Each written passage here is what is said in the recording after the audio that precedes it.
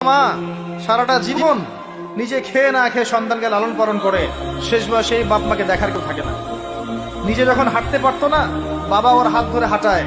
বাবা যখন হাঁটতে পারে না, বাবার হাতে একটা লাঠি ধরা দেয়, ও হাত ধরে হাঁটাতে পারে না। সন্তান হিসেবে আমরা এখন অপদার্থ, নোংরা প্রজন্ম, যে বুদ্ধি প্রতিবন্ধী টিকটক প্রজন্ম। না জানে বাপের সম্মান, না জানে মায়ের সম্মান, না জানে বাপ কি জিনিস, না জানে মা কি জিনিস।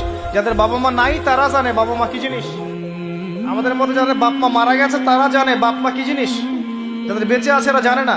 নবী সাল্লাল্লাহু আলাইহি ওয়াসাল্লাম বলেছেন, ওই ব্যক্তির জন্য ধ্বংস যে ব্যক্তি পিতা মাতাকে পেয়েছে তাদের খেদমত করে জান্নাত লাভ করতে পারে নাই। এই ব্যক্তির জন্য চরম ধ্বংস। পিতা মাতাকে কষ্ট দিয়েন না। মায়ের প্রসব বেদনার একটা সেকেন্ডের ঋণ আপনি শোধ করতে পারবেন না। লুকমান আলাইহিস সালাম তার সন্তানকে বলছেন, ইয়া বুনাই লা তুশরিক বিল্লাহ ইন্নাশ শিরকা লাযুলমুন আযীম ওয়া ওয়াসাইনা লিল ইনসানা